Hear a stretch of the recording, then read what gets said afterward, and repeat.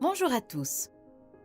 Aujourd'hui, je vais résumer un autre livre sur la psychologie intitulé Persuasion.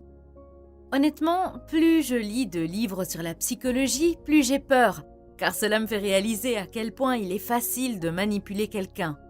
Le plus effrayant, c'est que la plupart de ces tactiques que vous entendrez dans cette vidéo sont tellement cachées que votre esprit conscient ne peut pas les saisir. Elles se produisent de manière subconsciente. Elles sont un peu comme une pilule magique. Vous la donnez à quelqu'un avant de lui parler et il commence à vous croire ou à se comporter différemment. Il a l'impression d'avoir le contrôle et d'avoir pris une décision consciente, mais ce n'est pas le cas. Par exemple, dans une expérience, ils ont envoyé un type très beau, un genre de mannequin, aborder des femmes au hasard dans un centre commercial et leur demander leur numéro pour un rendez-vous. Donner son numéro de téléphone à un parfait inconnu est une chose risquée. Et bien sûr, le gars a reçu beaucoup de non. Mais il a obtenu de nombreux oui lorsqu'il a abordé une femme devant un magasin particulier. Pouvez-vous deviner de quel type de magasin il s'agissait? Non, ce n'était pas un magasin de parfums ni un magasin de chocolat. C'était un magasin de fleurs. Si vous regardez bien, les fleurs sont liées à la romance et cela a inconsciemment influencé leur comportement et les a poussés à donner leur numéro. Après l'expérience, ils ont demandé aux participants qui avaient donné leur numéro si le magasin avait eu un rapport avec leur décision. Tous ont répondu « Bien sûr que non, j'ai pris la décision consciente de donner mon numéro ». Dans une expérience similaire, un homme aborde à nouveau les femmes dans la rue pour leur demander un rendez-vous. Cette fois, les chercheurs ont testé comment les résultats changeraient en fonction de l'objet que le gars portait dans sa main au moment où il approchait les femmes. Il y avait un objet particulier qui apportait beaucoup de oui. Pouvez-vous deviner quel était cet objet? C'était un étui à guitare. Prenons un autre exemple dans le monde des affaires.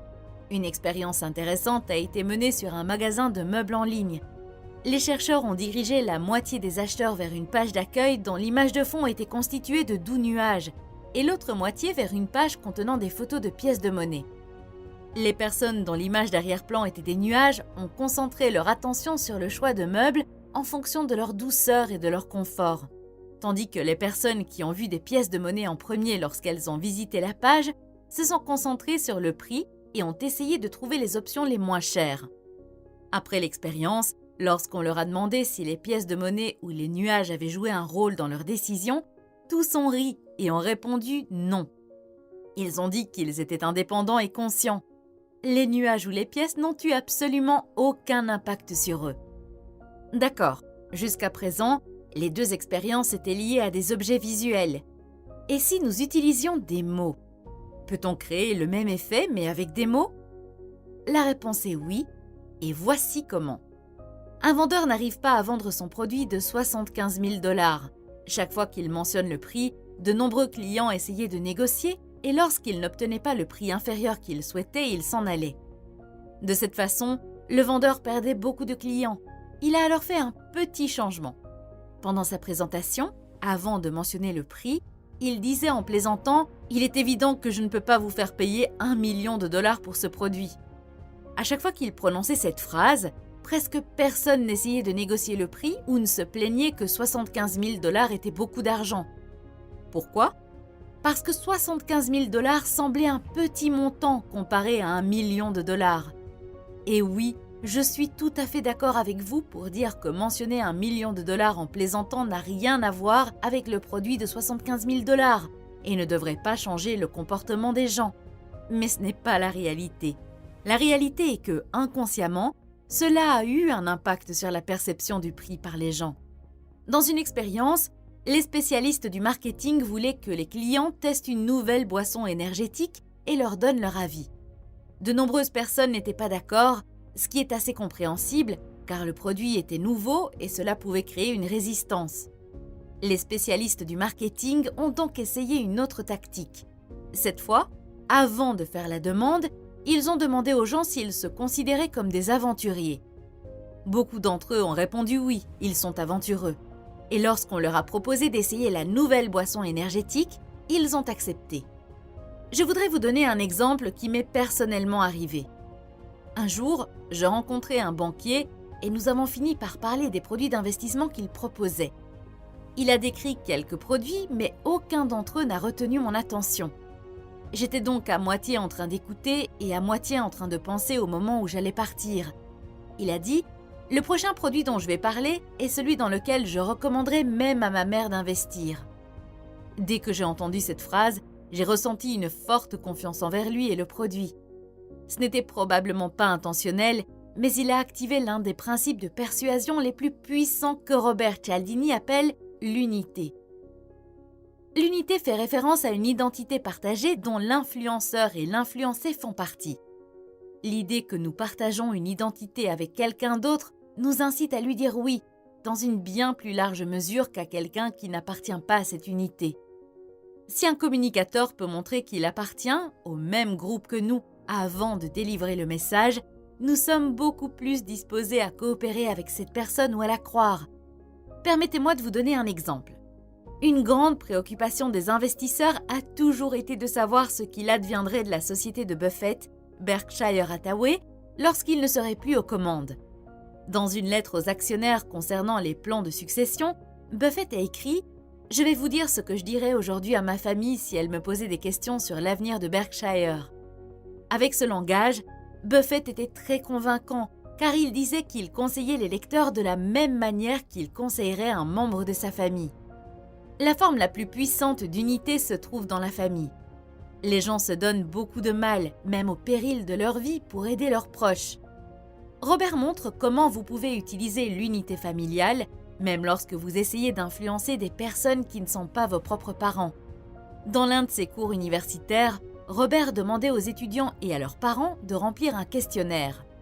Le taux de réponse des étudiants était toujours très élevé, mais celui des parents était généralement beaucoup plus faible, souvent inférieur à 20%. Une petite modification a permis d'augmenter le taux de réponse des parents à 97%. Quelle était cette petite astuce? Robert a dit qu'il donnerait aux élèves un point supplémentaire sur un test si leurs parents répondaient à l'enquête. Un point sur un test dans un cours d'un semestre est un avantage sans conséquence. Il est peu probable qu'il ait un quelconque impact sur la note finale de l'élève, mais en invoquant le concept d'aide à un membre de la famille, il a multiplié par 5 le taux de réponse qui est passé de faible à presque parfait. Les implications de ces études et de ces exemples sont énormes. Cela signifie que si je peux attirer votre attention sur la serviabilité, l'équité ou le romantisme avant de donner mon message, vous deviendrez à ce moment-là une personne serviable, équitable ou romantique. En d'autres termes, en utilisant les tactiques de persuasion, je peux changer votre identité dans cette situation particulière. Je peux changer qui vous êtes, je peux changer la façon dont vous vous percevez, je peux changer la façon dont vous me percevez et percevez mon message. L'expérience suivante est assez impressionnante et explique pourquoi nous nous laissons influencer si facilement. En Belgique, des chercheurs ont réuni un groupe de personnes et leur ont montré une photo d'un objet ménager mais avec une image de fond différente. Ils ont divisé les personnes en 3 groupes. Sur l'image de fond du premier groupe, il y avait une personne seule, debout. Sur l'image d'arrière-plan du deuxième groupe, il y avait 2 personnes debout, l'une à côté de l'autre, séparément. Enfin, sur l'image d'arrière-plan du troisième groupe, 2 personnes se tenaient côte à côte. Au cours de l'expérience, les chercheurs se sont levés et ont accidentellement fait tomber plusieurs objets sur le sol afin de déterminer qui, parmi ces 3 groupes, se mettrait à genoux pour les aider. Dans le premier et le deuxième groupe, seulement 20% des personnes ont aidé, mais les résultats étaient 3 fois plus élevés dans le troisième groupe, qui avait une image de fond de 2 personnes se tenant côte à côte. Ce n'est pas la partie la plus intéressante de l'expérience. La partie la plus intéressante est que les sujets de cette expérience n'étaient que des enfants de 18 mois, qui n'avaient aucun raisonnement logique et pouvaient à peine parler. Cette expérience prouve à quel point ce processus est primitif et fondamental et pourquoi chacun d'entre nous peut être influencé inconsciemment, quel que soit son niveau de logique ou d'intelligence. Par exemple, la recherche montre que si vous mettez simplement l'image d'un homme qui réfléchit dans le coin de l'écran, pendant qu'il effectue une tâche, il devient plus analytique et fait moins d'erreurs. Ou encore, si vous mettez la photo d'une personne qui gagne une course, elle produit davantage. Cela affecte positivement le résultat. Voyons maintenant dans la vie réelle comment nous pouvons appliquer ce que nous avons appris de ces expériences. J'ai 6 conseils pratiques à vous donner Mais je voudrais d'abord vous présenter une analogie qui résumera tout ce que nous avons vu jusqu'à présent et qui vous permettra de comprendre très facilement la leçon centrale de ces expériences. Imaginez que vous plantez une graine. Si vous voulez que la graine pousse et porte des fruits, vous devez faire 2 choses correctement. 1. Choisir une graine de bonne qualité. 2. Bien préparer le sol. Si le sol n'est pas bien préparé, la graine ne poussera pas, quelle que soit la qualité de votre graine. En utilisant cette analogie, nous pouvons dire que la semence est le message que vous pouvez utiliser pour convaincre les autres et que ce livre, ainsi que toutes les expériences et les exemples que vous avez entendus jusqu'à présent, concernent la préparation du sol. Ce que vous dites pour persuader est important, mais ce que vous mettez en avant de votre message avant qu'il soit livré est parfois plus important. En d'autres termes, votre graine est importante, mais vous devez d'abord vous assurer que le sol est dans les bonnes conditions pour faire pousser cette graine. Vous l'avez vu vous-même dans toutes les expériences, il y avait toujours une phrase, une demande ou une image qui venait avant la diffusion du message et qui changeait complètement le comportement des gens. Passons maintenant aux 6 conseils que j'ai mentionnés précédemment. 1. Si vous offrez un produit gratuit à vos clients, vous pouvez envisager de donner le produit aux membres de leur famille plutôt qu'aux clients eux-mêmes. Cela peut être plus efficace. Rappelez-vous l'expérience avec les étudiants et les parents et comment 1 point a augmenté leur taux de réponse. 2. Disons que vous avez un produit et que vous avez besoin de l'aide de votre client pour l'améliorer. Au lieu de dire « quel est votre feedback » ou « quelle est votre opinion sur ce produit », vous pouvez dire « quel est votre conseil sur ce produit ». La différence semble minime, mais l'effet est assez important car le mot « conseil » crée une unité. Il crée un effet de cohésion. Le mot « conseil » fait avancer les gens d'un pas vers vous et le mot « opinion » ou « feedback » les fait reculer d'un pas. Comme vous l'avez probablement déjà deviné, celui-ci est lié au concept d'unité. Rappelez-vous l'exemple de Warren Buffett et ma rencontre avec le banquier. 3. Si vous envisagez de demander une augmentation de salaire au travail, faites-le à un moment où vous avez reçu de bons commentaires de la part de vos clients ou lorsque vous avez réalisé quelque chose d'important au travail. C'est à ce moment-là que les résultats de votre travail sont au centre de l'attention. Ce conseil est lié aux expériences sur les boissons énergétiques. 4. Si vous êtes un étudiant et que vous essayez de convaincre d'autres étudiants de faire un don pour une cause quelconque, vous pouvez mentionner que vous êtes également un étudiant, ce qui activera automatiquement le principe d'unité et augmentera les dons. Ce point est également lié au principe d'unité. 5. Décorez votre environnement en fonction de vos objectifs. Avant de lire des livres comme celui-ci, je croyais qu'il était stupide d'écrire des phrases ou des mots de motivation sur les murs du bureau. Vous avez probablement vu des phrases telles que « courage, succès, victoire, qualité, client d'abord, etc. » Il s'avère que ces choses fonctionnent réellement et ont un impact sur nous de manière subconsciente. Réfléchissez donc aux objectifs que vous souhaitez atteindre et à la façon dont vous pouvez décorer votre bureau pour vous mettre dans cet état d'esprit. Par exemple, lorsque mon objectif était de gagner 10 000 $ par mois, je suis allée sur Amazon et j'ai acheté une fausse pile de 10 000 $ et je l'ai mise sur mon bureau pour me rappeler mon objectif. Quand je voulais investir plus, j'ai imprimé une phrase qui disait « Faites travailler l'argent pour vous » et je l'ai encadrée comme une image et mise sur mon bureau. Vous pouvez également faire de petites choses comme changer l'image de fond de votre téléphone ou de votre ordinateur. Vous pouvez écouter différents types de musique en fonction du type de travail que vous faites. Si la tâche existe que vous soyez très concentré, il suffit de chercher sur Google Music for Focus et de l'écouter en travaillant sur cette tâche. Par exemple, avant de commencer à écrire des scripts comme celui-ci, je regarde toujours une vidéo de mon YouTuber préféré. J'aime ces vidéos parce qu'elles sont de haute qualité et qu'il peut expliquer des sujets complexes de manière très simple. Le simple fait de regarder passivement certaines de ces vidéos avant de commencer à écrire des scripts me met dans le bon état d'esprit, où je suis également concentrée sur la qualité et la simplicité. 6. Amenez la personne dans le bon état d'esprit avant de délivrer votre message. Laissez-moi vous expliquer avec un exemple. Un jour, j'ai voulu convaincre un de mes collègues de faire les choses différemment dans notre projet. Nous savions tous les deux que ce changement serait excellent pour le projet, mais il ne voulait tout simplement pas le faire parce que cela signifiait un travail supplémentaire pour lui. D'autant plus qu'à l'époque, nous avions eu quelques autres disputes les jours précédents et qu'il était dans un état d'esprit qui le poussait à désapprouver tout ce que je lui proposais. Après 2 tentatives ratées pour le convaincre, j'ai essayé une tactique de ce livre et ça a marché. Qu'ai-je fait différemment cette fois? Avant d'ouvrir le sujet, j'ai dit ceci. Je lui ai dit « Tu te souviens qu'il y a 3 mois, tu as suggéré un changement avec lequel je n'étais pas d'accord. Mais comme c'était dans l'intérêt du projet, j'ai accepté de le faire. » Il a répondu « Oui ». J'ai dit « D'accord. Aujourd'hui, grâce à ce changement que tu as suggéré, nous avons de grandes améliorations dans notre projet. À l'époque, j'étais contre, mais j'ai accepté ce que tu as suggéré parce que c'était le mieux pour le projet. Il ne s'agissait pas de toi ou de moi, il s'agissait de ce qui était le mieux pour le projet. Aujourd'hui, je te demande un changement et nous savons tous les deux que c'est ce qu'il y a de mieux pour le projet. Alors, que dirais-tu si nous mettions tous les deux notre ego de côté et mettions en œuvre le changement que je suggère ? » Il a réfléchi un peu et il a dit oui, et c'était la fin de l'histoire.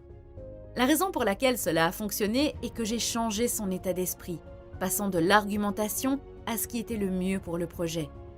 Pensez à votre vie. Vous avez probablement des situations similaires. Quelles sont les choses que vous pouvez dire ou faire avant de donner votre message pour amener la personne dans le bon état d'esprit afin qu'elle soit plus réceptive à votre message? Avez-vous besoin que la personne soit juste, romantique, honnête ou coopérative? Définissez ce que vous voulez. Trouvez une phrase ou une chose qui mettrait la personne dans cet état d'esprit, puis délivrez votre message. Et bien sûr, faites-le de manière éthique. Pas seulement cette tactique, mais toutes les tactiques. Vous pouvez vous demander ce qui se passera si je ne le fais pas de manière éthique. Par exemple, que se passera-t-il si vous décidez de les utiliser de manière non éthique dans votre entreprise contre vos clients? Eh bien, vos employés verront ce que vous faites et ils commenceront à utiliser les mêmes techniques sournoises contre leurs propres clients, c'est-à-dire vous. Il est donc fort probable que cela se retourne contre vous. Une dernière chose, gardez toujours à l'esprit que vous n'êtes pas à l'abri de telles tactiques et que vous pouvez être facilement influencé. Par exemple, un ami ou un collègue peut mentionner une petite faveur qu'il a faite pour vous avant de vous demander une grande faveur. La mention de cette petite faveur vous mettra dans un état d'esprit tel que vous ressentirez une forte envie de l'aider en retour. Aider les autres qui nous ont aidés est profondément codé dans notre ADN et il est très difficile de lutter contre cela. Si la faveur qu'ils demandent est égale à la faveur qu'ils ont faite pour vous, alors tout va bien. Mais parfois, ils utilisent leur petite faveur comme un appât pour vous faire accepter quelque chose de beaucoup plus grand. Dans de telles situations, ne donnez pas de réponse immédiate. Prenez votre temps, dites-leur que vous allez y réfléchir et leur faire part de votre décision. Si vous vous précipitez, vous risquez fort d'accéder à leurs demandes et de le regretter ensuite. Cela m'est personnellement arrivé plusieurs fois. J'ai accepté de faire des choses que j'ai regrettées par la suite. Enfin, mon objectif avec cette vidéo était le suivant. 1. De faire prendre conscience des faiblesses que chacun d'entre nous possède afin que nous puissions nous protéger. Et 2. Vous montrer comment vous pouvez les appliquer de manière éthique dans votre vie, votre travail ou votre entreprise. J'espère que cette vidéo vous a été utile. Si vous voulez voir des vidéos similaires à celle-ci, consultez la playlist que vous voyez sur votre écran. Passez une excellente journée. À bientôt!